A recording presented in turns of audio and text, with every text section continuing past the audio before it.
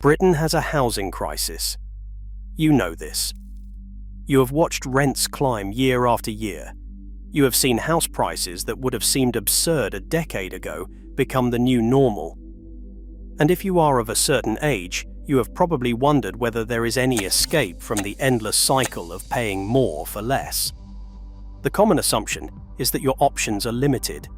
Pay whatever the market demands, or accept that comfortable retirement is a fantasy. But scattered across these islands, from the Scottish Highlands to the Welsh valleys to the industrial towns of the north, there are places where an entirely different life is possible. Some with houses sold by councils for £1, some with rents below £500 a month, some with communities that have been living sustainably for generations. Now, before we dive in, if you find this helpful, tap that subscribe button. You will not want to miss what is coming next. Now, let me be clear about something from the start. When I say practically free, I do not mean you will spend nothing. I mean that compared to what most people pay, these options will feel like a different economic universe. Each requires something from you.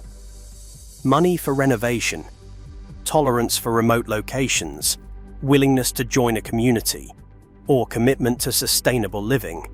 But they offer something the conventional housing market does not: genuine alternatives. I have organized these 12 towns from the most accessible options to the most adventurous. So, wherever you are on the spectrum of readiness, there is something here for you. We begin with the places that require the least departure from conventional living, the £1 house schemes. Stoke-on-Trent in Staffordshire has been running a council regeneration scheme since 2013. The premise is simple. The council owns derelict Victorian terraces in areas that need revitalisation. Rather than let them crumble, they sell them for £1 to people who will renovate and live in them. These are proper two-bedroom Victorian houses with original features. The catch is that you must renovate them to a habitable standard. You must live there for a minimum period, and there are income caps. If you are single, you cannot earn more than £27,000. For families, the cap is £60,000. The scheme includes access to a loan of up to £60,000 for renovations, repayable over 15 years. What makes this genuinely interesting is the evidence of success. Areas that participated in earlier phases have seen reductions in antisocial behaviour and improved health outcomes. These are not simply cheap houses, they are investments in community rebuilding. But I should be honest, these are not turnkey properties. You will be dealing with damp, structural issues, outdated electrics.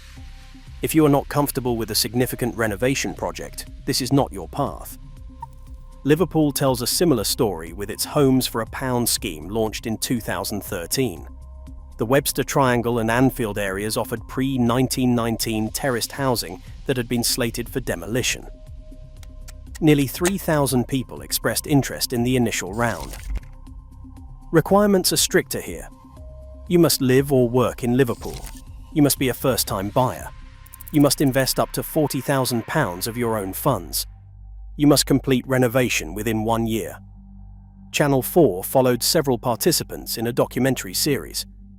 The footage showed families who had spent 16 years renting, finally standing in homes they owned.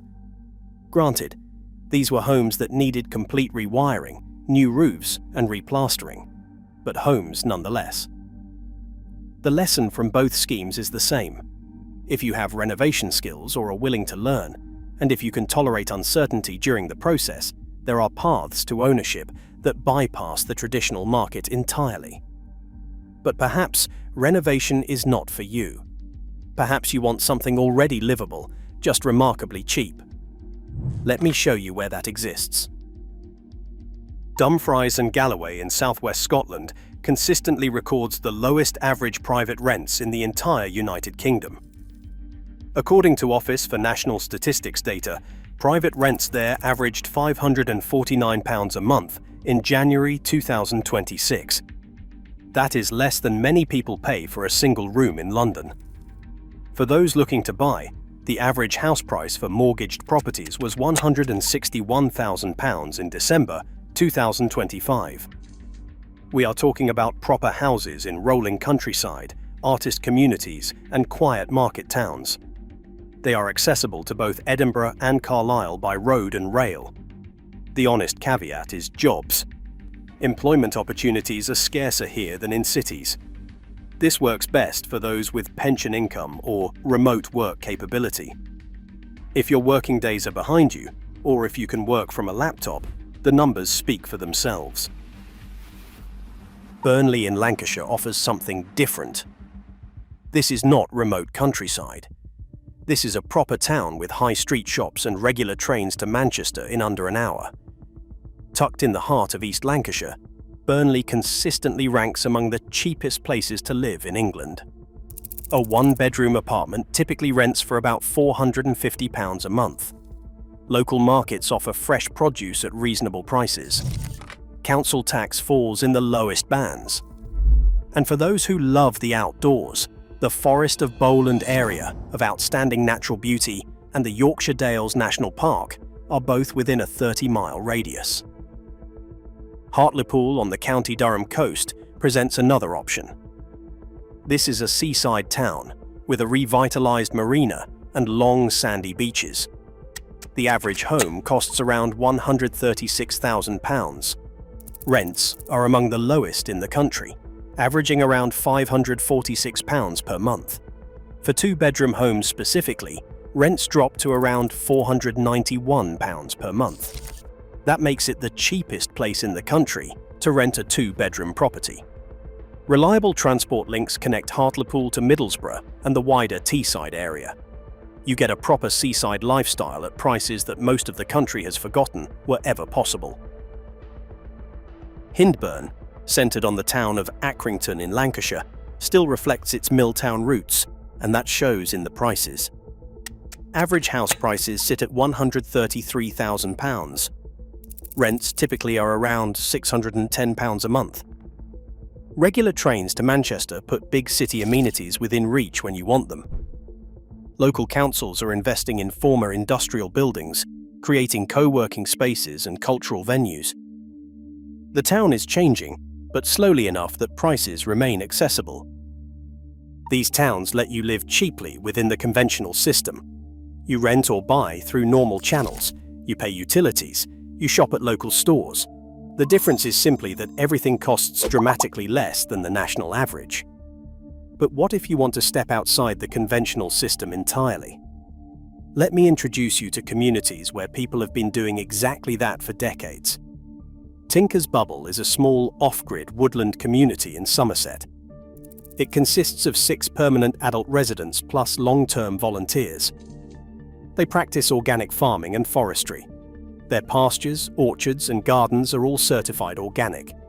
They use solar panels and wind turbines for electricity. Water comes from springs. Heat comes from wood. They coppice themselves. Here is what makes Tinker's Bubble remarkable.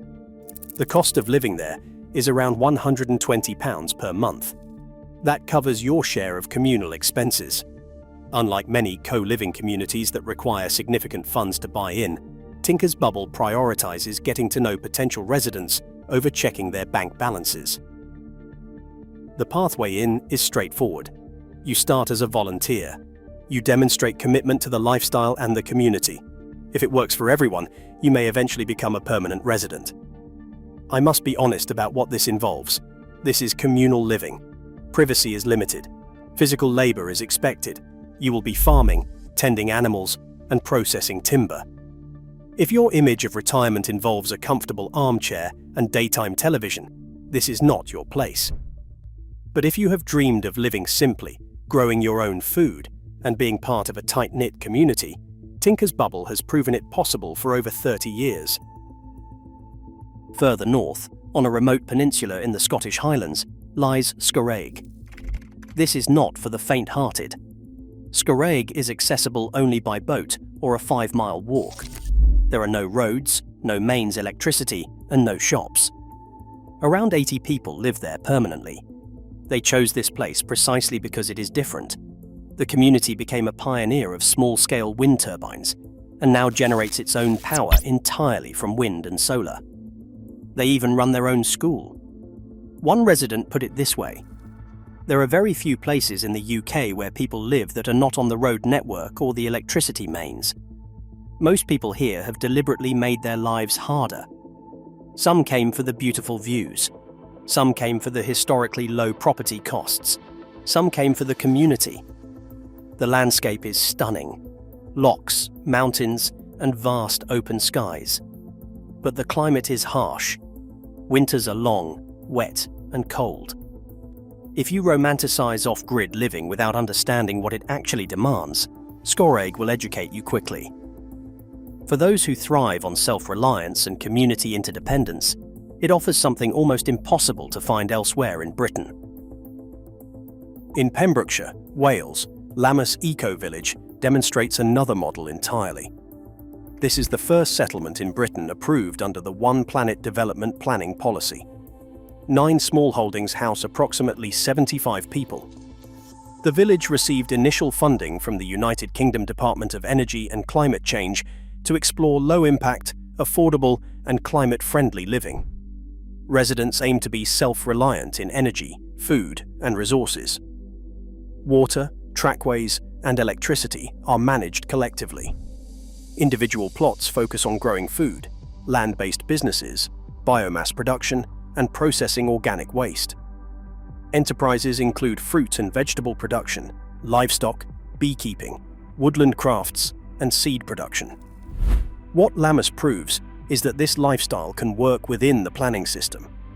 It is not squatting or ignoring regulations. It is a legal, approved, monitored approach to sustainable living. And this brings me to something remarkable that exists only in Wales. A planning policy that allows ordinary people to build their own off-grid homes on agricultural land. The One Planet Development Policy has been in place since 2011. It grants planning permission to build on agricultural land if you commit to living a sustainable lifestyle with the lowest possible carbon footprint. You must produce your own power, deal with your own waste, and ultimately produce 65% of your basic needs from the land within 5 years. As of 2025, 38 applications have been approved across Wales. These are not holiday projects or weekend retreats. These are full-time homes for people who have chosen to live differently. The requirements are serious. You must submit detailed management plans. You will face annual monitoring reports, and buildings must be removed if you fail to meet the requirements. This is not a loophole for building whatever you want, wherever you want. It is a pathway for people genuinely committed to sustainable, land-based living. Agricultural land in parts of Wales can be found from £10,000 per acre in areas with low demand. Combined with self-built accommodation, the total cost of establishing a One Planet development comes in far below conventional house prices. You end up owning your land, your home, and your livelihood. Let me close with 2 Scottish towns that combine affordability with reasonable amenities for those not ready to go fully off-grid. Communal in East Ayrshire was crowned the 2nd most affordable town in the United Kingdom in 2020. It remains cost-effective today, with Victorian architecture, rolling countryside, and proximity to Dumfries House, the estate restored by King Charles. It offers family-friendly amenities and a mix of independent shops and high-street retailers. This is not isolated wilderness living. This is simply an affordable Scottish town, where your pension or savings will stretch further than you imagined possible. Stevenston in North Ayrshire offers coastal living as part of the Three Towns area, alongside Saltcoats and Ardrossan. The cost of living is significantly lower than the national average. The beach is within walking distance. Community spirit remains strong. There is also proper infrastructure, including shops, transport links, and medical facilities. Let me be clear about what I am not saying. I am not saying any of these options are effortless. The £1 houses require serious renovation commitment. The cheapest rental towns may lack the job opportunities or cultural amenities you are used to. The eco-communities demand physical labour and communal living. The Welsh One Planet route requires genuine dedication to sustainable living, and there are practical concerns you must consider. Healthcare access varies significantly. Some of these locations are remote from hospitals. Social isolation is real in smaller communities, especially if you are leaving established networks behind. These decisions warrant serious thought, not impulsive action. But here is what these places offer that the conventional housing market does not. Options: the chance to live differently, the opportunity to escape the cycle of ever-increasing rents and never affordable mortgages. The question is not whether alternatives exist. They clearly do. Council records, planning approvals, Office for National Statistics data, and decades of lived experience prove it. The question is, which alternative might fit you? These places are real. The people living in them are real, and the possibility of joining them is available to anyone willing to do the work. Please watch the video appearing on your screen next, and do not forget to subscribe to Cottage Dreams. I will see you there.